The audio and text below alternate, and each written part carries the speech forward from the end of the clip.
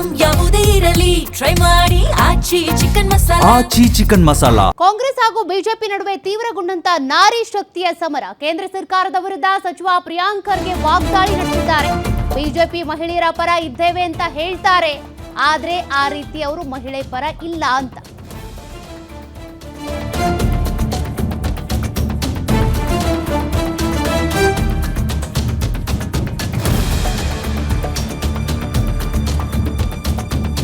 ಕೇಂದ್ರ ಸರ್ಕಾರ ಸುಮ್ಮನೆ ಗೂಬೆ ಕೂರಿಸುವಂತ ಕೆಲಸ ಮಾಡ್ತಾ ಇದೆ ಅಷ್ಟೇ.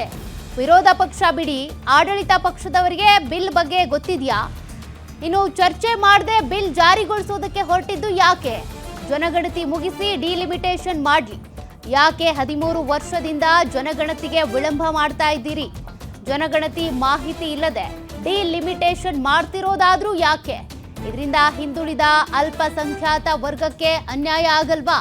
ಬೆಂಗಳೂರಿನಲ್ಲಿ ಸಚಿವ ಪ್ರಿಯಾಂಕ್ ಖರ್ಗೆ ವಾಗ್ದಾಳಿ ನಡೆಸಿದ್ದಾರೆ. ನಿನ್ನೆ ಪ್ರಧಾನಮಂತ್ರಿಯವರು ಕ್ಷಮೆ ಕೇಳಿದ್ರಲ್ಲ ಎಲ್ಲ ನಮ್ಮ ಅಕ್ಕ ತಂಗಿಯರೇ ತಾಯಂದಿರ ಜೊತೆ.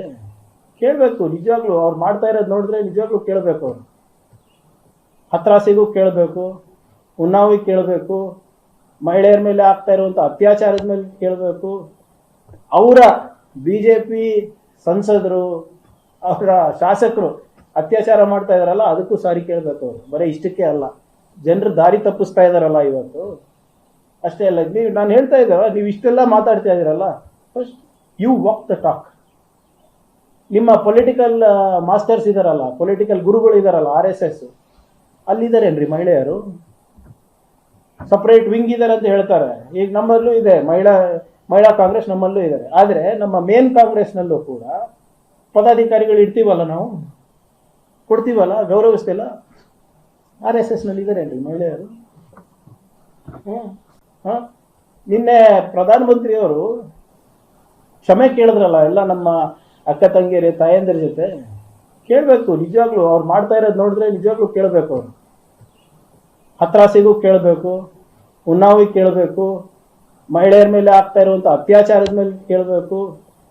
ಅವರ ಬಿಜೆಪಿ ಸಂಸದರು, ಅವರ ಶಾಸಕರು ಅತ್ಯಾಚಾರ ಮಾಡ್ತಾ ಇದಾರಲ್ಲ, ಅದಕ್ಕೂ ಸಾರಿ ಕೇಳಬೇಕು. ಅವರು ಬರೀ ಇಷ್ಟಕ್ಕೆ ಅಲ್ಲ, ಜನರು ದಾರಿ ತಪ್ಪಿಸ್ತಾ ಇದಾರಲ್ಲ ಇವತ್ತು, ಅಷ್ಟೇ ಅಲ್ಲ. ನೀವು ನಾನು ಹೇಳ್ತಾ ಇದ್ದಾರ, ನೀವು